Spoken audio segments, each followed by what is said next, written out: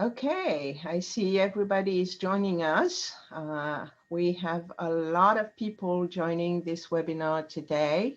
And I'm going to allow a few minutes for all the participants to get in our live session today.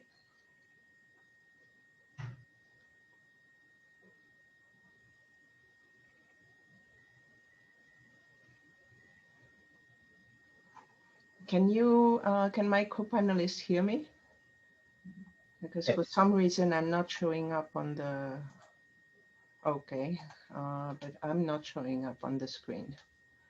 Okay, there's a technical issue. For some reason, I'm not showing up when I'm speaking.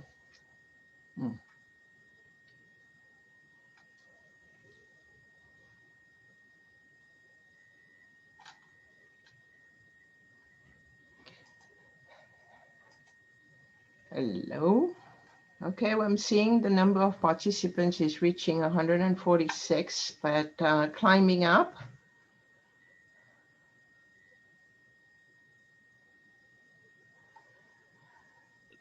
They can see you, V, and I can see you too. You can see me in small format or in big format? A small format. Small format, right? Okay. So for some reason, I'm not showing up when I'm actually speaking. Okay. Well, people, it is 1:02. As more participants are joining in, I will start the proceedings. And it is a huge pleasure for me to welcome you all to this QFIN Speaker Series with both my friends and colleagues and my friends and alumni. So it's a great pleasure for me to introduce to you our speakers today. So we are joined by my former student, alumni from our Masters in Global Finance program, Ms. Chery Kang, who is joining us as moderator today.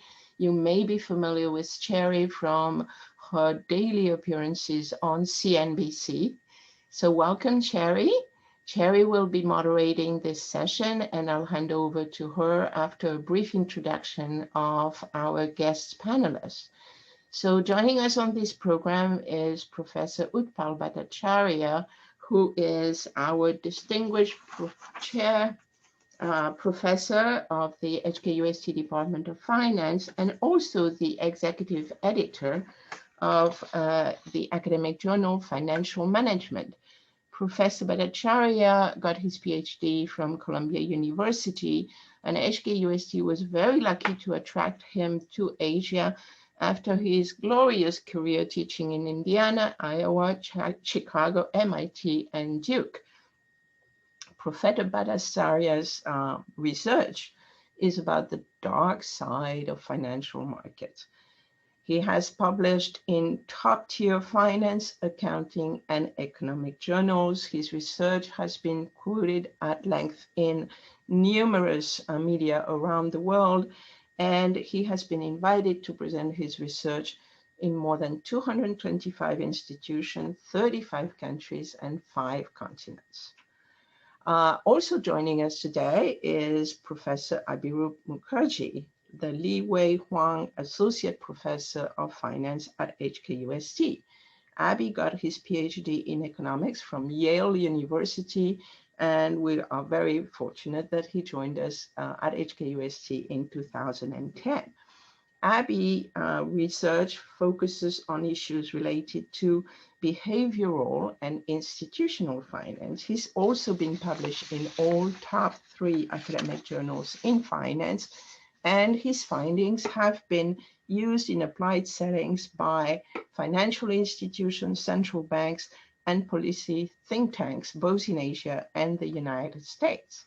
Last but not least, I am delighted to welcome Professor Andrew Chiu, who is our double alumni. He accomplished his MBA and PhD degree in finance at our institution, HKUST. Professor Andrew Chiu is the founder of a proprietary trading firm named Algometric Trading, which specialize in systematic trading of stocks and derivatives on US exchanges. His research interests include option pricing, empirical asset pricing, machine learning, and quantitative trading. And last but not least, he is the professor who teaches our quantitative finance students in their final year for the capstone quantitative trading course. With this, let me hand over to Chery for some house rules and starting the proceedings. Thank you very much, Professor Veronique. So yes, hi everybody. Welcome to this special event. And obviously you might think that GameStop mania has ended, but it certainly didn't in terms of still buzzing conversations. And of course, the development in the United States actually happening overnight. So quite timely conversation, I would say. So let's kick it off. But before that, like you said, house rules. So we've got a Q&A session towards the end of this hour. So we would like to keep this a session very engaging, interactive. And I'm sure as you listen to the panel discussion, you might have a lot of comments and questions. I will be selecting some of them, as many as possible, as long as time allows. So please leave your comments and questions, and it will be very helpful for this conversation and for everybody to really take away the key points of this conversation. So let's kick it off. And I do want to kick off with Professor, if I may, with Professor Bhattacharya. And obviously we're talking about GameStop mania. I probably don't need to go over the price action, but just to lay out the basics here. This is a video game, sort of the console retailer in the United States. The stock showed some wild gyrations recently. So I did some research. This is a stock that never went over 62 US dollars. I'm talking about closing prices for simplicity. It started off from 43 on January 21st. It shot up, get this, to 349 or 47, I should say, in just a matter of 6 days. What happened? What kind of forces led to this kind of move? Well, thank you, Chery. You wouldn't believe this, but till about 2 months ago, I'd never even heard of this company. And yesterday, the whole day, I was just delving into what this was all about. So since I'm an old-fashioned professor, let me share a whiteboard with you, if I can. Yeah, I can share. Okay. Can you see this, Chery and everyone? Okay. Yes, we can. So I found out this is this point, and that's January 13th. And the share price that day of this company called GameStop was $31.40. And this is January 28th.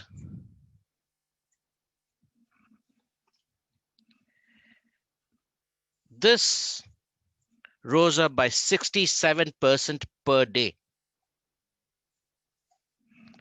67% per day. It's about 282,000 something, the whole thing. If ever there was a bubble, this was it. And then, like all great bubbles, it crashed. We are now back at, today was 49.5. So what the hell happened? So to figure out what happened, it may be useful to conceptualize what a bubble is. So that's January 13th. And we are here. So we know in finance that we get a return. And now, I don't want to sound too insulting to GameStop, but assume this is a company which has no fundamentals, which means it never gives dividends. So the only reason we buy it is because we think we'll get a capital gain. So that's the return that I'll get here. So at this point, I learned that there's this person called Keith Gill, who goes by Roaring Kitty in YouTube and Twitter, and Deep Fucking Value in Reddit forum called Wall Street Bets. And those days, they had about 3 million followers, and they asked them to buy. Followers, bored, lockdowns, stimulus checks, populism, screw the hedge funds, screw the big guys. They bought, and the price went up. And this return was, say, 67%. Now, we live in a world of social media. The news spread. So more people bought, price went up even further. And the bubble started going up and up and up. And we had 67% return per day. So we call this a self-fulfilling expectation, which this guy catalyzed with his swarm trading. Like all good bubbles, they crash. Why do they crash? One of three things happen. Some little boy says the emperor has no clothes. Or we run out of buyers.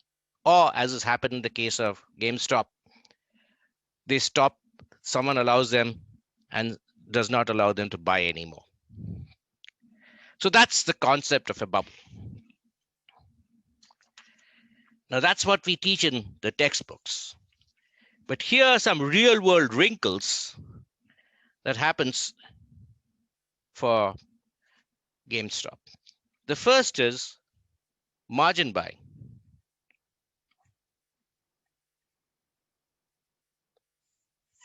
So a lot of weird things happen in finance. So in finance, for example, you don't have to have money to buy the stock. You can borrow it from your broker.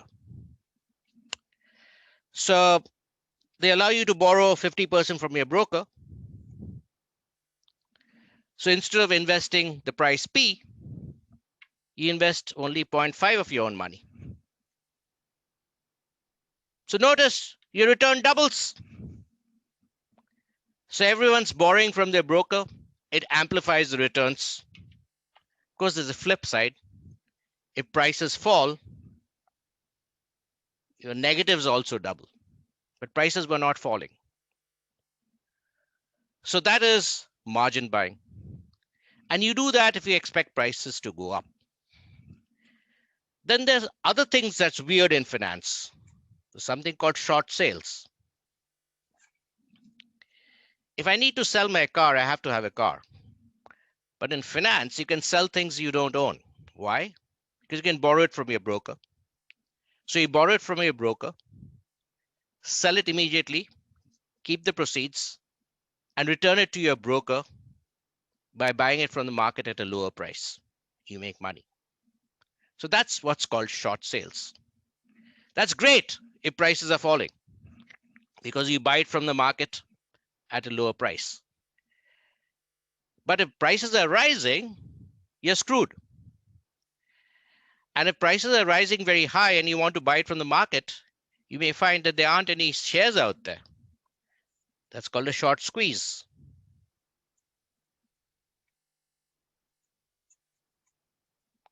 So all these three things were going on. The retail investors were doing a lot of margin buying. A lot of hedge funds thought that this company had no fundamentals. They had shorted the stocks and they were being short squeezed. Those are two real world wrinkles. There's a third real world wrinkle that how do prices determine in the real world? In the textbook, they say supply equals demand and God comes down and says supply, you equal demand, and there's a market clearing price. That's not what happens. So what happens with the case of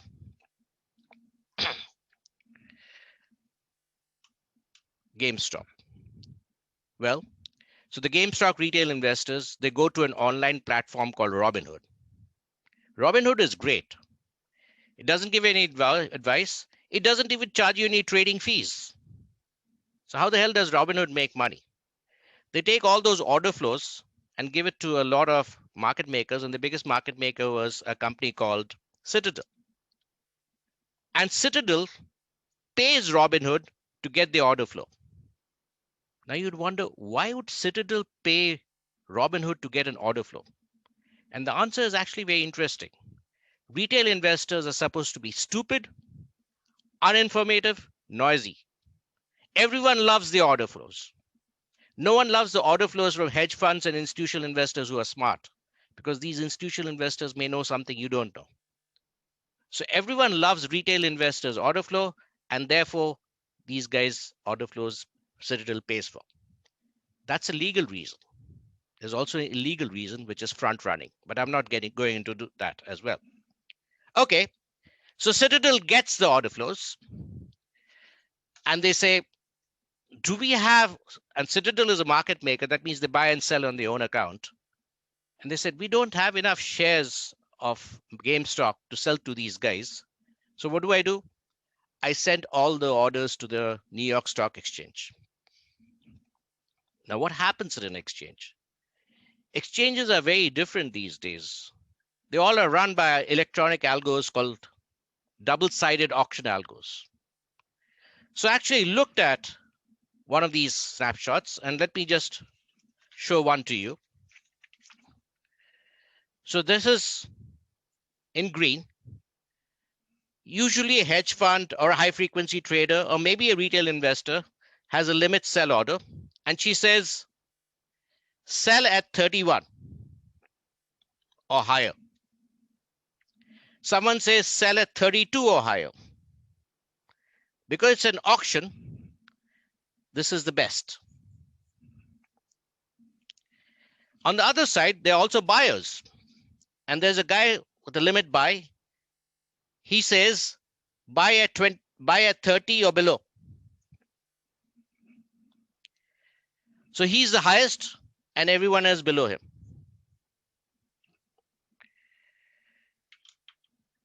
So Citadel's orders come here in the limit order book. These guys are selling. So the first order hits here. This guy's off.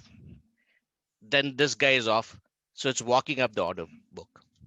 So this is why prices are increasing by 67% per day. The LB guys, they're not being executed. So they also start raising the thing. And who are these guys? Many of them are high frequency traders because they're buying it and hopefully will sell it back to you at a higher price.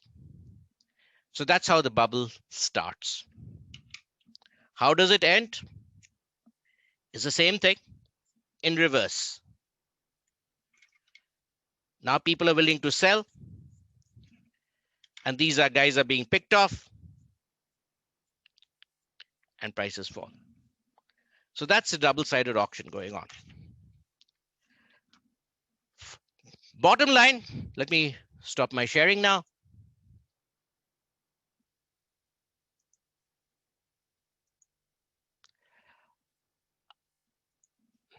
What happens? Prices went up. The hedge funds had shorted the thing. They got screwed. They were short squeezed. They were squeezed. They had to buy back these shares, and it exaggerated the whole thing. And then Reddit said, sorry, not Reddit, Robinhood said, we cannot allow this anymore. Why not? Because they were asked to post a collateral by a clearinghouse. Now, if I have the time and Chery asks me, I'll let you know what this clearinghouse and what this T+2 business is. So the bubble crashed, prices fell, everyone lost money. And of course, there was some predatory trading by high frequency traders. And in my view, this probably was a smoke screen between fights between hedge funds.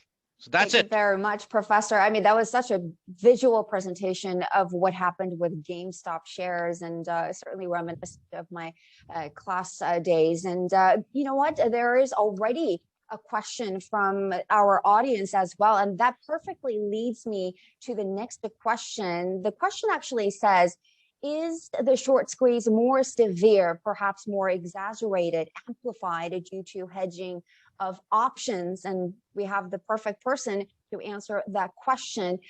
Professor Andrew Chiu, how does call options trading come into play here? And can you explain how it works and how it sort of magnified, amplified the price action? Yeah, thank you, Chery. Now, the call option buying is definitely another wrinkle in this story.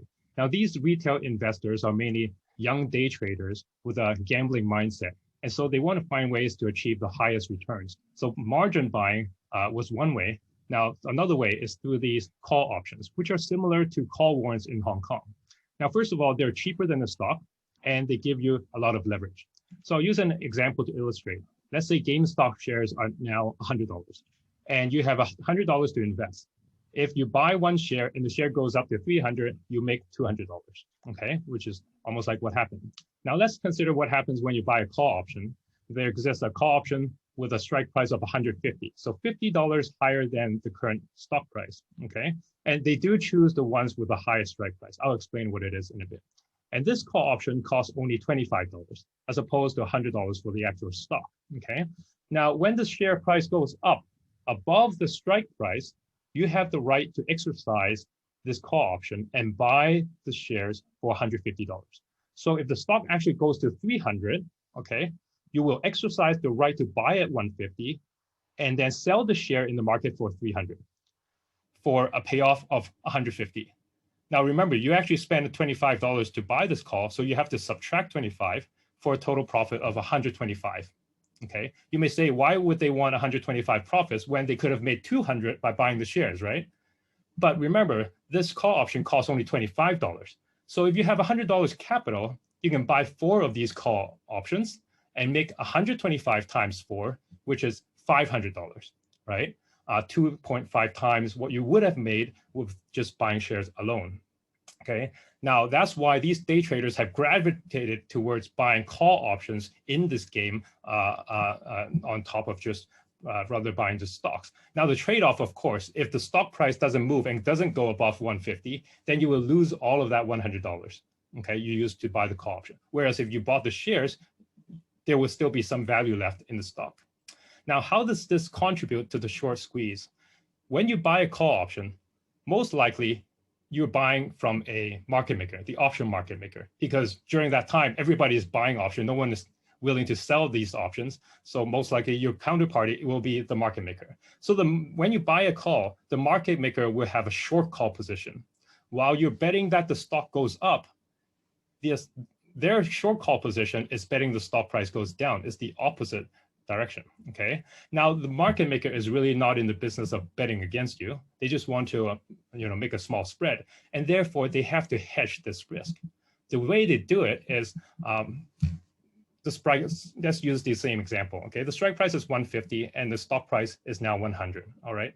At the beginning, you just bought 4 calls, and so the risk of you exercising that call is not very high, and so they only have to hedge by maybe buying 1 share, okay?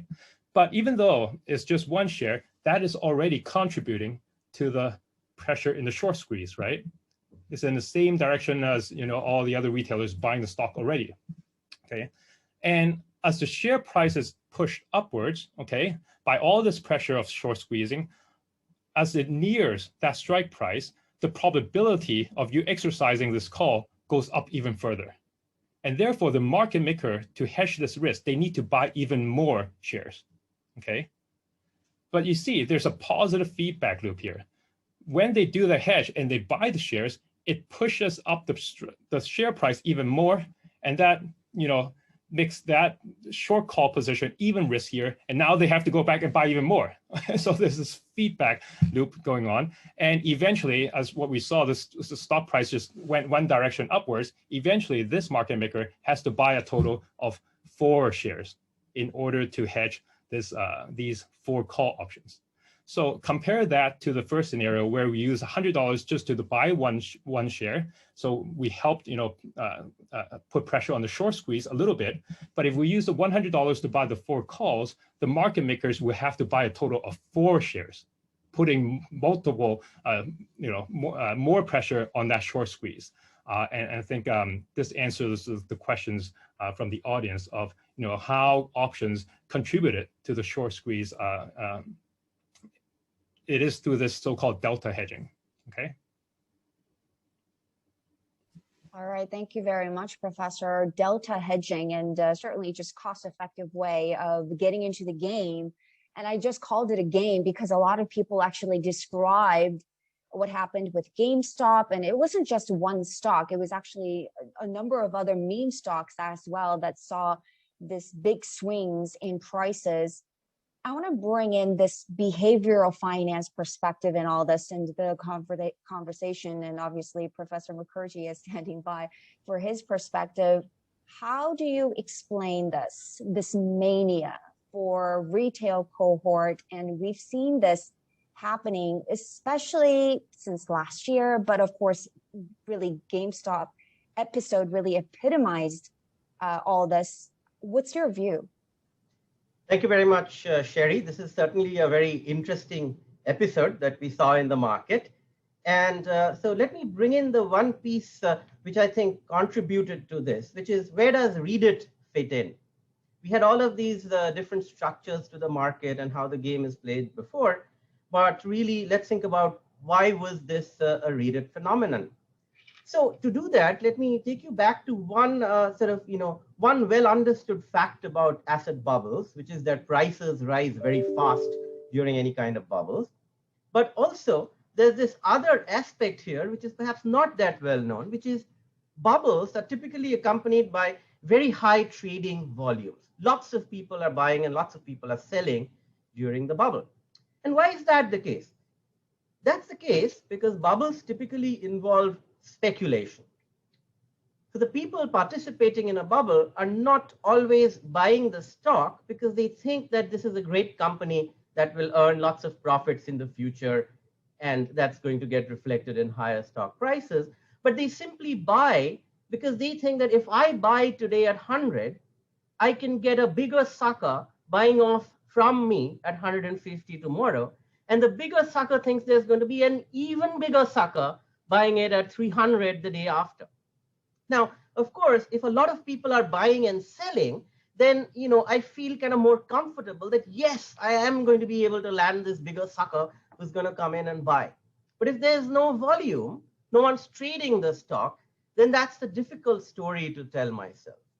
So that's why we typically see bubbles being accompanied by high trading volumes in the stock market. Now, where does Reddit come in? Reddit here, to me, was simply a coordination mechanism. And this goes back to the 101 of how do retail investors take on Wall Street? Isn't it true that retail investors only have a tiny fraction of the capital that's sort of lying with these large evil behemoths, the hedge funds and the mutual funds and the ETFs and so on? And the answer is yes. Relative to everything else that's there in the market, retail investors are a small part. But what if all these retail investors managed to coordinate?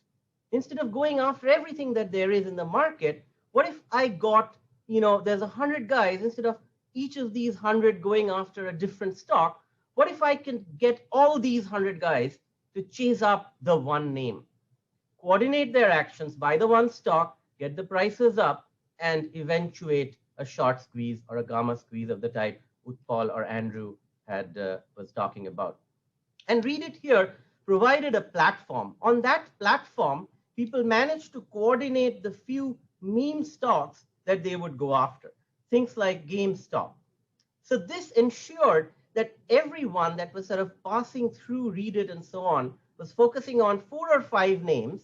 So when you pool all of the capital that they had together, you had enough power, enough balance, enough money to really take on Wall Street here. Now, of course, in terms of the psychology behind this, a lot of investors that were doing this knew that they might lose money, but the lottery-like possibility of gaining a lot if the trade went as planned kind of attracted these investors to these stocks. Yes, I'm buying a call option. Maybe I'll lose $1,000, which I got from my stimulus check anyway. But if this trade goes right, then I'm going to get 50,000 and my life is going to change. I'm going to put down a deposit on that house that I want to really move into in the suburbs. So here, the new fact was that this lottery preference or this lottery attraction was sort of caught up in this new narrative, a much more noble narrative, if you will, that as a small fry, you and I can take on Wall Street's evil excesses, especially those short sellers that were selling stock that they didn't own. They were driving down prices of legitimate businesses during the financial crisis and after, and they were making stock prices go down, companies go bankrupt, and my friends and family lose their livelihoods on Main Street. Yeah, certainly the narrative has been, let's stick it to the hedge funds, and that has been really what drove Reddit's valuation. In fact, just recently, $6 billion of valuation for Reddit for being that kind of platform. So certainly an interesting figure there. But I want to bring in Professor Veronique now to discuss any potential problems with this kind of gamification of a stock market trading, especially by the retail investors these days?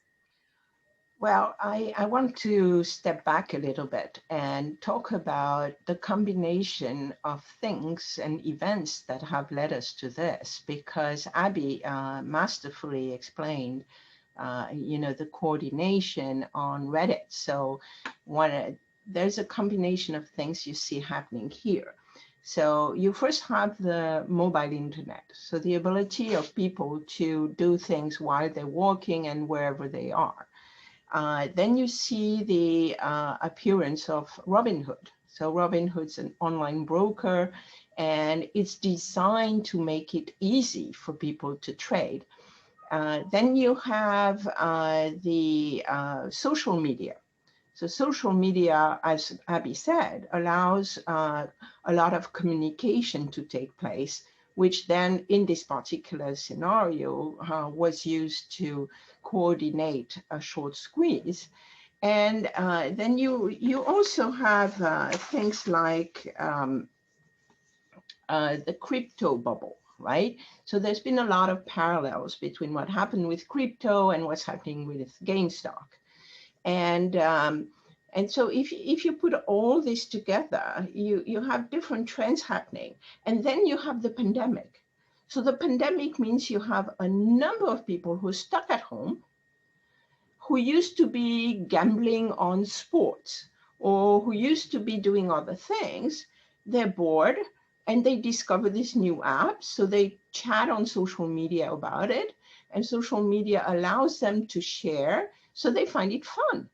So now you have all these people who would never have considered finance before, who suddenly pick up stock advice from TikTok, share their opinion on whatever platforms, and this is a lot of fun, right? So Robinhood contributed to that by making investing, and I'm using brackets here because it's not really investing, it's more gambling, making it fun and rewarding. So if you compare how it works on Robinhood and how you would normally, as a sedate old professional like us, finance looks boring in traditional terms, but this is fun and exciting. And even my son, who has no clue about finance, started talking to me about this thing. And I'm pulling my hair, whatever hair I have, just like thinking, no, don't touch this. So is this a problem? Well, I was reading a bunch of, I have a file about this big on this, and I'm thinking, is it a problem? I think as far as if people are fully informed, and it looks like the people on Robinhood and Reddit were actually very well informed. Do you want to stop them having fun? If they know what they're doing, and there were a bunch of stories in the press about people who lost money on this game, but they were fully aware of what they were doing. And in fact, some of them thought it was fun and it was gambling money. They would have gambled anyway. So I may be a bit cynical, but I think let them play. Let them try it out as long as they're fully informed. I think that is certainly the conversation that we're going to be having for some time now. And obviously, like I mentioned at the beginning, we've got this congressional hearing with Robinhood CEO, as well as some of the hedge funds that were involved in all this. I do want to bring back Professor Bhattacharya to talk about the decision to restrict buying of the GameStop shares at the height of this mania, and at the heart of the conversation, or at the heart of the reason why some of the brokers actually had to restrict buying, was because of something called a T+2, the capital requirement. They need to have that enough capital buffer during those period. And Robinhood was saying that we just needed to meet that requirement. There was no really funny business. And that was also reiterated by the CEO once again before the hearing tonight. Where do you stand on this whole clearinghouse business and T+2 at the moment?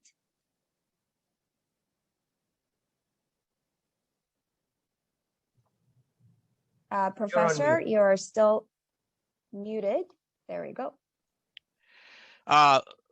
Before I answer that question, Chery, let me explain to some of our audience who may not know what a clearinghouse is. So let me come back to Veronique. She keeps on claiming she's very old. She's not. She's very young at heart. And she may as well trade GameStop, and so could Chery. So suppose Veronique is a buyer and Chery is a seller of GameStop, and the transaction is going, so they have decided to buy and sell from each other, and the transaction will be consummated tomorrow. When tomorrow comes along, GameStop's price has gone up. Chery, who had bought it, Veronique, who had bought it, she loves it because now she has bought it at a lower price. But Chery has disappeared from Hong Kong. And if GameStop's price has gone down, then Veronique would disappear from Hong Kong. So in the 19th century, there was an institution called Clearinghouse, which started, which says that, don't worry about disappearing from Hong Kong. I am a building in Hong Kong, and I'll be the buyer to the seller and the seller to the buyer, and you guys are going to deal with me. So this is how the clearinghouse happened. So it clears the trade in the United States 2 days later. Now, in these 2 days, a lot of things may happen. Prices go up and go down. So they want both Veronique as well as Chery to post collateral because they are bearing the risk. Now, you may ask, why the hell do they take 2 days? Actually, it used to be 7 days. Then they brought it to 3 days, and now it's 2 days. Because, even in the real world, there may be errors that are made, and the buyer has to fund the seller. So it's very difficult to coordinate the things. So it's at the moment T+2. So 2 days later, the transaction is consummated. So this clearinghouse has to take the risk. This thing is very risky. So as I read, this may or may not be true. At 3 a.m. in the morning, the CEO of Robinhood gets a call from a clearinghouse. It is called the National Securities Clearing Corporation. They want $3 billion in collateral. Robinhood doesn't have that type of money. It raises it after some time, and therefore they had to stop trading. So that's the clearinghouse. All right, and we actually have a question coming from Randy, and I do want to squeeze that in because it's somehow overlapping with my next question for Professor Mukherjee. The second part of the question says, why is the focus only on retail investors forcing the squeeze? Was there no institutional side that took advantage? If not, why? I will tell you this, some of the hedge funds did have to get out of their short positions on GameStop, for example, after taking a huge loss. So I think there is half of the answer to your question. But Professor, who won in this game? So I think that's a very good question. It's certainly an interesting thing to study. Who wins and loses in GameStop or any kind of bubble? And, the answer to that question is relatively simple. The answer to that question is yes, definitely institutions would also be playing, especially when they know that they're likely to get this, the retailers are likely to get this bubble started up. So rather than trying to sort of what the textbook says, which is go against the bubble and correct prices, in the shorter run, it may even be less risky and a better strategy to try and ride the bubble.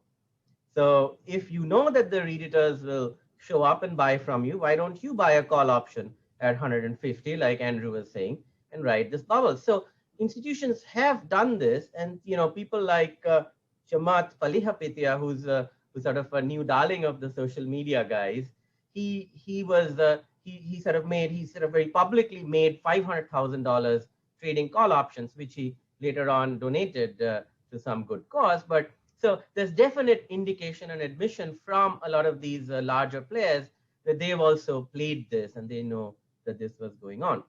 Now, in terms of who won, well, the answer still is, the jury is still a little bit out, but typically in a bubble, those that buy early and sell towards the top win, and those obviously that buy near the top, expecting the top not to be the top and the thing to continue, they would lose on average. But let's now think about other players in the system. So take the broker. The broker is a definite winner, because no matter whether you trade with Veronique and you lose money or she loses money, the broker is going to intermediate millions of dollars of volume. And on each time you trade, you're paying some fees to the broker somehow or the other. Either you're directly paying, or in the case of Robinhood, someone else is paying for your order flow. So the broker makes money. Also, the other interesting thing which will sort of play out over the near future is one good thing, and to me this is a good thing, that happened during the episode, is that it got a lot of younger people interested in the mechanics of trading. When I used to teach margins trading and shorts, how do you calculate margin calls on the short size and so on in my class, half of you who are in the seminar were sleeping last year and the year before. So this would probably get you guys awake. And also, if you thought, the stock market was something your uninteresting uncle kept talking about at the family dinner, that might not be the case anymore. It might have gotten a lot of younger, more energetic people than us involved with the stock market in the future. And this is a good thing. Finally, to sort of close this loop, the other good thing that comes out of this to me is the evidence of interest in how financial markets operate. And look at the number of people that are signed up here, listening to us, talking about this issue over lunchtime on a very nice day instead of hiking or going to the recently opened Hong Kong dining scene. And that's a good thing. There's a lot of interest in financial markets, a lot of new people involved, and hopefully you guys will take finance forward. So to sum up, because of COVID, we can't go out. We go hiking, watch the markets, trade, and listen to Hong Kong UST panel discussions, right, Professor? Absolutely.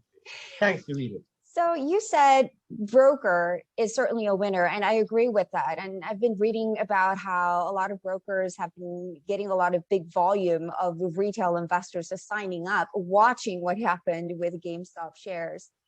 But I do want to talk about what's happening tonight. I keep going back to it because certainly that's the buzz, at least on CNBC and many other news watching people, that one broker is going to be facing some grilling by the US authorities, and that is a Robinhood.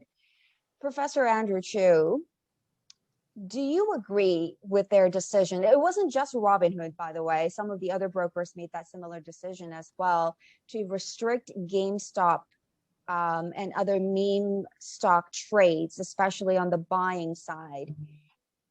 It's going to stay controversial for some time, it looks like. Yeah, I definitely don't agree. I think these mainstream brokers who all decided to restrict the investors from just buying stocks and their options, but they do allow them to sell their positions. They are, artificially creating this order imbalance where you're going to have more selling than buying, and subsequently the price falls from like $400 to $100.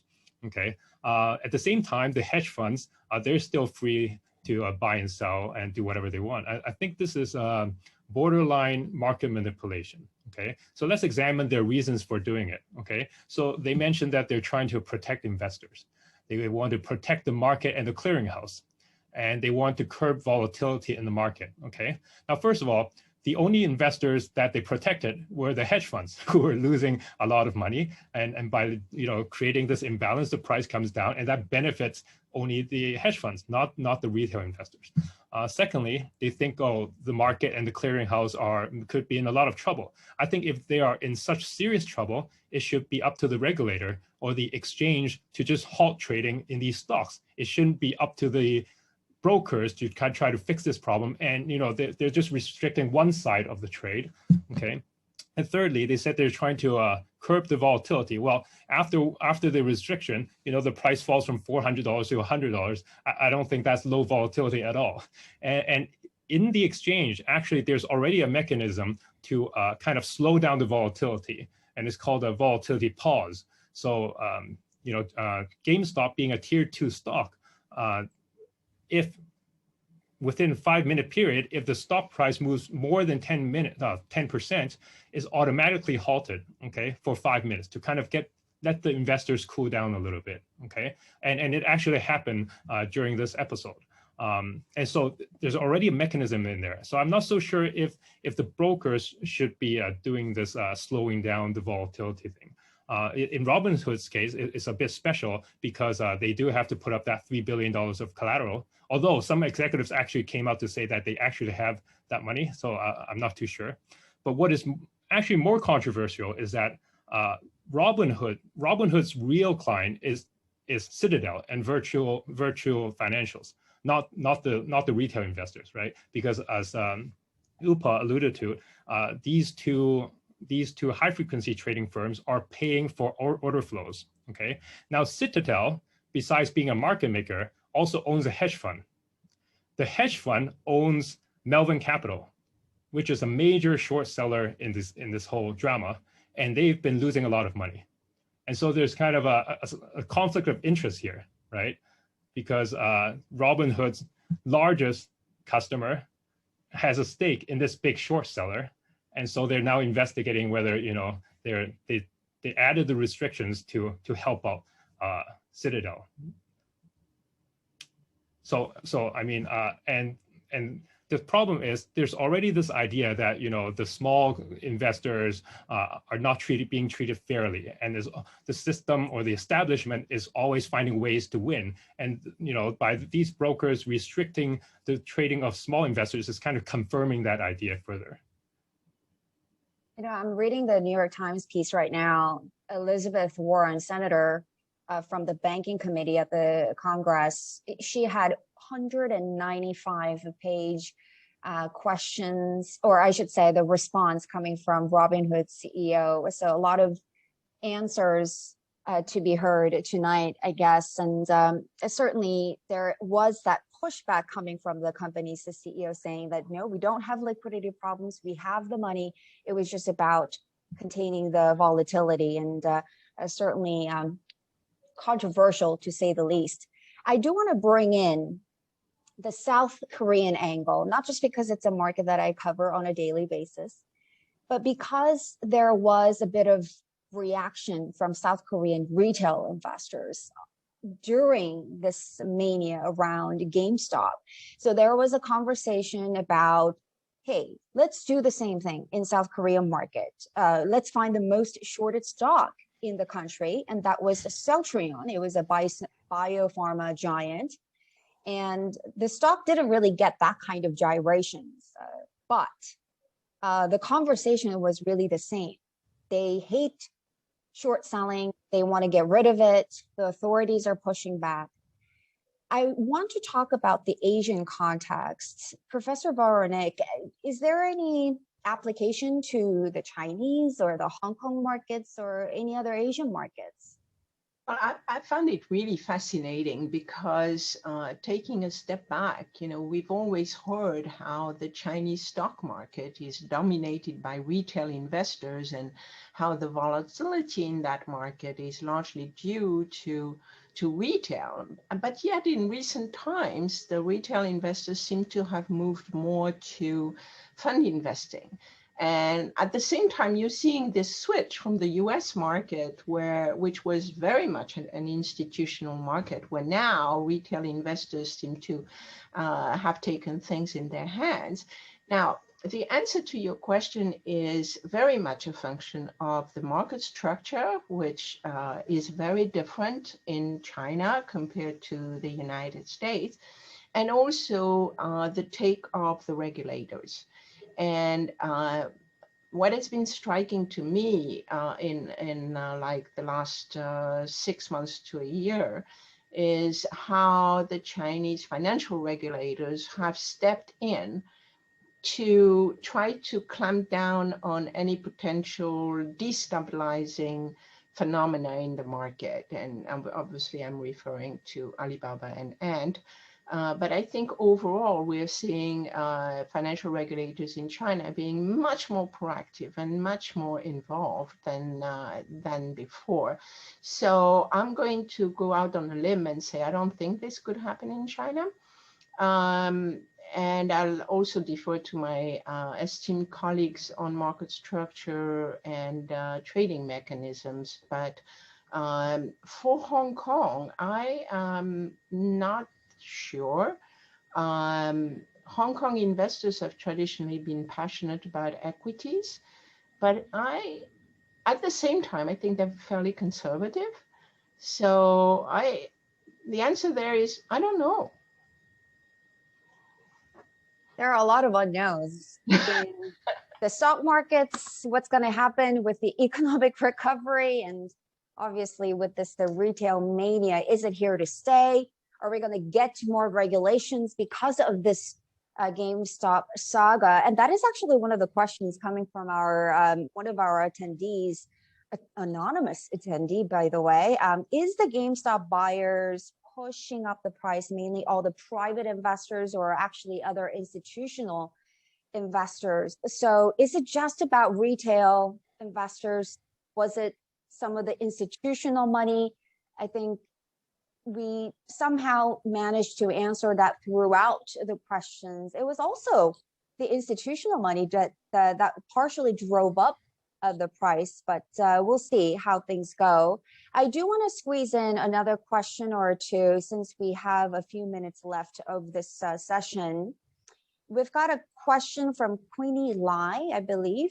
Is the SEC likely to regulate events like this in the future? Anybody who wants to talk about this regulatory side, any forecast on what the US authorities might do? So I can attempt to answer that. So if I'm a regulator, I would look at the bright side and the dark side. The bright side is what Abhiroop just said. You know, these young people getting into the market, so many of them attending our classes, not falling asleep, now know how the market works, and they're taking on the entrenched. It's an insurgency. And the whole thing is happening because the cost of trading has gone down for us. So it's what I call the democratization of finance. That's a great thing. But there's a dark side too, which is that if there are guys who coordinate attacks, like on GameStop, say, let's take on this guy, let's take on that guy. These people may raise up prices or make prices fall, which have nothing to do with fundamentals. So they may become a systematic risk factor themselves. Their regulator has to be worried about that. The reason this doesn't happen in China, so remember, today the retail investing buying in the United States is 25%. A few months ago, it was 10%. In China, it's about 50%. No one worries about China because the market's very controlled there. Should we control the market a little more in the United States? I don't know.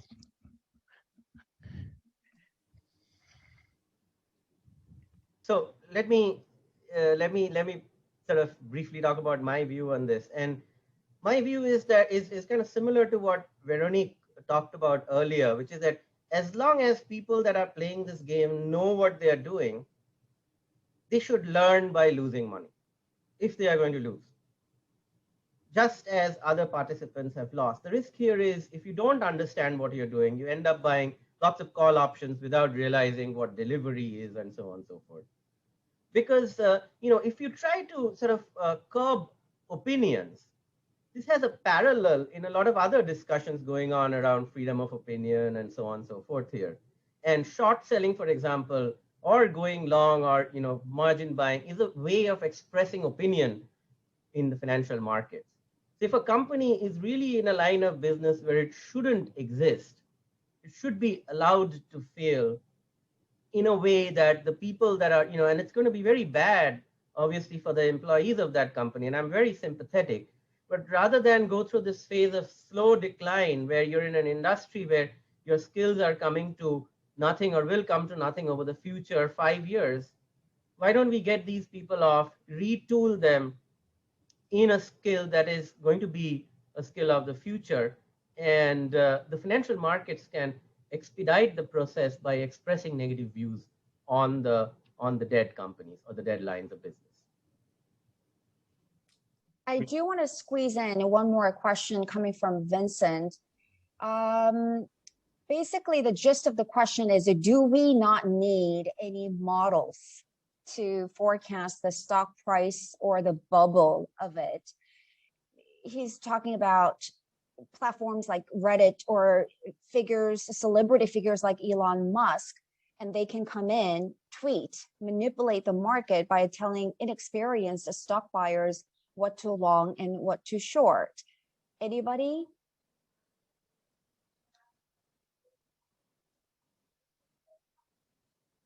I have to say, sorry, I was asking myself before too, but there's always this balance about theory and practice, and I'll hand over to Professor Utpal there because he's the academic, I'm not. No, that's a beautiful question, and I actually would like to answer the same way that Abhiroop said, right? So Elon Musk's tweets, here's a celebrity, Rihanna tweets, and here's a celebrity.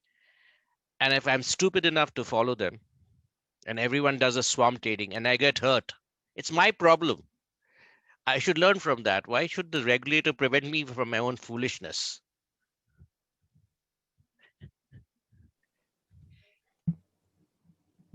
On that note, I'm going to hand things over back to Professor Veronique for her closing remarks. All right, I could go on, Chery, with my esteemed colleagues here, and this is, I think we're not at the end of the story. I think we're still looking at all the different angles of this. But I would like to ask you to thank you very much, Chery, for kindly agreeing to be our moderator today, which I'm sure my panelist colleagues agree you've done wonderfully.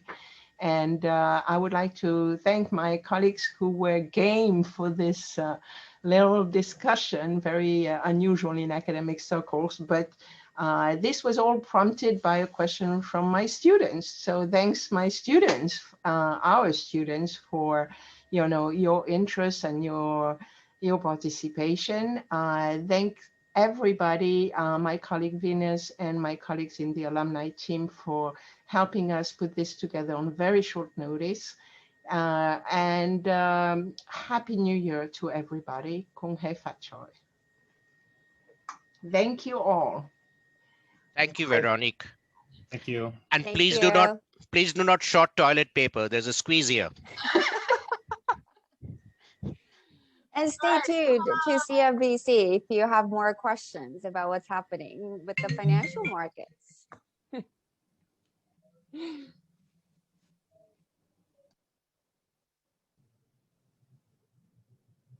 All right.